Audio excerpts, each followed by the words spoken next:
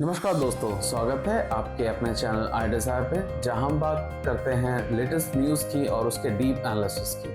आज हम बात करने जा रहे हैं एक ऐसे टॉपिक की जो एक इंटरनेशनल कंट्रोवर्शियल टॉपिक बना हुआ है। इंडिया, पाकिस्तान और टर्की के बीच की गर्मा गर्मी का मुद्दा है ये क्या है आखिर कंट्रोवर्सी, और क्यों Turkish president Recep type Erdogan ने पाकिस्तान को अपना ब्रदर कहा, अपना भाई कहा और इंडिया के खिलाफ खड़े हो गए वो जाकर। यहाँ सब जानने के लिए इस वीडियो को आप आगे तक जरूर देखें और चैनल को सब्सक्राइब जरूर कर लें, और ये वीडियो पसंद आए तो लाइक जरूर करिएगा। दोस्तों, एक रिसेंट रिपोर्ट के मुताबिक Turkish president Recep type Erdogan ने एक बड़ा स्टेटमेंट दे दिया, जिसमें उन्होंने कहा कि टर्की हर हाल में अपने भाई पाकिस्तान के साथ खड़ा रहेगा, चाहे इसकी कीमत कोई भी चुकानी पड़े उनको। ये बात उन्होंने इंडिया के खिलाफ कही, और इसका बैकग्राउंड है ऑनगोइंग जो रिसेंट जो कंट्रोवर्सी हुई थी, रिसेंट जो घटना हुई थी इंडिया पाकिस्तान टेंशन की, खासकर पहलगाम घटना के बाद उन्होंने ये स्टेटमेंट दिया। तो ये स्टेटमेंट क्यों इतना कंट्रोवर्शियल है? क्योंकि एर्दोगान ने सिर्फ पाकिस्तान को ओपनली सपोर्ट नहीं किया, बल्कि ये भी कह दिया कि टर्की इकोनॉमिक लॉसेस को भी झेल सकता है, इंटरनेशनल प्रेशर्स को भी झेल सकता है, उसके बावजूद वो पाकिस्तान के साथ अपनी दोस्ती निभाएगा। ये बात इंडिया के लिए एक डिप्लोमेटिक चैलेंज बन सकती है, क्योंकि इंडिया और टर्की के बीच पहले से ही थोड़ी टेंशन रही है, स्पेशली कश्मीर के इशू पे। अब ये बात समझ में नहीं आती है कि टर्की ऐसा आखिर क्यों कर रहा है। क्या वजह है जो एर्दोगान ने हर बार पाकिस्तान के साथ खड़े होने की ये चीज उन्होंने हर बार रिपीटेड करी है, और क्या ये स्टेटमेंट इंडिया के लिए कोई एक बड़ा खतरा है? चलिए इसको थोड़ा सा और डिटेल में समझते हैं और इसके डीपर में जाते हैं। तो दोस्तों, ये सब शुरुआत होती है अप्रैल 22-25 से, जो कि पहलगाम की घटना के बाद, जिसमें 26 लोगों की जान गई थी। सब जानते हैं कि इसके पीछे पाकिस्तान से आए आतंकियों की घटना का इसमें हाथ था। इसके बावजूद इंडिया ने सिर्फ पाकिस्तान के खिलाफ न सिर्फ डिप्लोमेटिक एक्शन लिया, बल्कि ऑपरेशन सिंदूर भी के तहत पाकिस्तान और पीओके में घुसकर 9 टेरर कैंप्स को तहस नहस कर दिया था। इसके रिस्पॉन्स में पहलगाम की जो रिस्पॉन्स हुआ था, उसके बाद पाकिस्तान की तरफ से एग्रेसिव इंस्टेंस दिखाते हुए अपने दोनों जो देशों के बीच में एक लाइन ऑफ कंट्रोल में एक फायरिंग एंड ड्रोन अटैक की सिलसिला एक शुरुआत हो गई। इसी टेंशन के बीच एर्दोगान ने ये स्टेटमेंट दे दिया था कि जिसमें उन्होंने पाकिस्तान को एक रिस्ट्रेंट अप्रोच के लिए तारीफ करी थी, और वही इंडिया को डीएस्केलेशन के लिए अपील किया था। लेकिन साथ ही साथ उन्होंने पाकिस्तान को अपना भाई भी कह दिया, और टर्की ने फुल सपोर्ट का एक वादा किया था उस वक्त। अब ये बात थोड़ी सी सरप्राइजिंग है, क्योंकि टर्की ने ना सिर्फ एक वर्बल सपोर्ट दिया, बल्कि अपनी मिलिट्री एड भी भेज दी थी, और उन्होंने शुरू कर दिया था। रिपोर्ट के मुताबिक टर्किश वॉरशिप जो थी कराची पोर्ट पे देखी गई थी, जो आपने न्यूज में देखा ही होगा, और C-130 एयरक्राफ्ट भी कॉम्पैक्ट गियर के साथ उन्होंने डिलीवर भी कर दिया था। यही सब देखकर इंडिया में एक गुस्सा एक लोगों के बीच में एक फैल गया था, और इंडिया ने सोशल मीडिया पे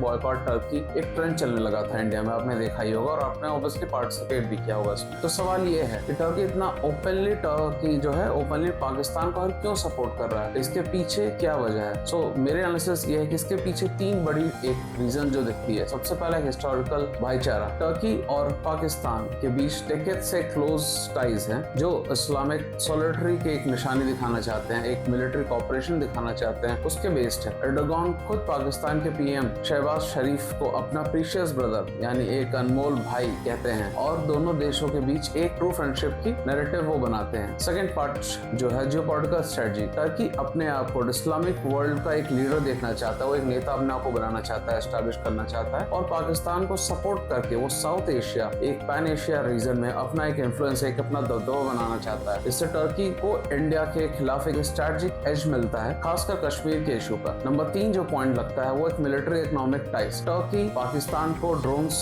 जैसे वो एशगार्ड सोनगर मॉडल सप्लाई करता है, जो रिसेंटली इंडिया के खिलाफ यूज भी किए गए हैं, जो हमने देखा रिपोर्ट्स में। ये मिलिट्री एड ट्रेड दोनों देशों के बीच में प्रॉफिटेबल एक बिजनेस है, तो ऑब्वियसली पैसों का भी मुद्दा यहाँ बनता है। लेकिन ये सब देखकर इंडिया चुप नहीं बैठा। इंडिया ने टर्की के एम्बेसडर के साथ एक जो उन्होंने जो प्रोटेस्ट भी दर्ज कराई थी, और उसके लिए उन्होंने फिर उनको तलब भी किया था, और कश्मीर को अपना इंटरनल मैटर बताते हुए टर्की को इस सब चीजों से दूर रहने के लिए भी बोला। फिर उसके बाद उन्होंने बोला कि ये काफी अनएक्सेप्टेबल है। साथ ही इंडिया ने पब्लिक और जो पब्लिक कंपनीज हैं, जैसे कि ट्रैवल प्लेटफॉर्म एक्सिगो ने टर्की और जो देश थे उसके लिए चाइना के खिलाफ बॉयकॉट कैंपेन शुरुआत कर दी थी। ये काफी एक सराहनीय कार्य जो किया गया था, प्राइवेट कंपनियों ने चालू किया था। अब बात यह है कि सिचुएशन का इंडिया पर आखिर क्या इसका असर होगा। एक्सपर्ट मान रहे हैं कि टर्की ये इंस्टेंस डिफेंस जो है वो इंडिया के लिए एक डिप्लोमेटिक चैलेंज तो नहीं है, उस तरह से हम कह सकते हैं, लेकिन इस डायरेक्ट मिलिट्री थ्रेट भी नहीं है, क्योंकि इंडिया के पास स्ट्रॉन्ग एक आर्म फोर्सेस है, एक कंप्लीट बड़ी फौज है, और ऑपरेशन सिंदूर जैसे एक्शन को इंडिया ने ये दिखा दिया कि वो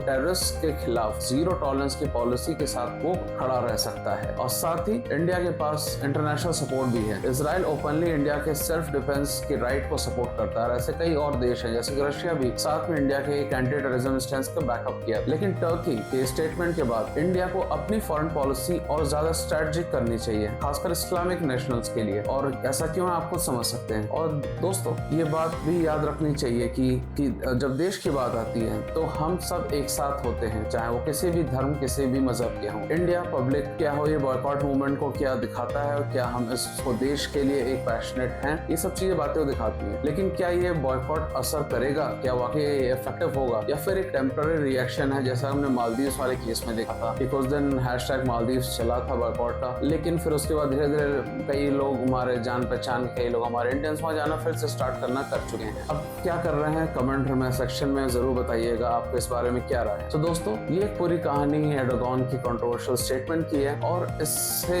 जो इंडिया पाकिस्तान रिलेशन पे असर पड़ ही रहा है। तो अगर आपको ये वीडियो पसंद आया हो तो लाइक करें, चैनल को सब्सक्राइब करें और बेल आइकन जरूर दबा दें ताकि हमें नोटिफिकेशंस आप तक पहुंचे। इसके अलावा आपको लगता है कि इंडिया और टर्की के इंस्टेंस को क्या जवाब देना चाहिए, कमेंट करके अपनी राय जरूर बताइएगा। मिलते हैं एक नए वीडियो के साथ, तब तक के लिए जय Hind, stay curious, stay informed and देखते रहिए आई डिजायर। जय हिंद।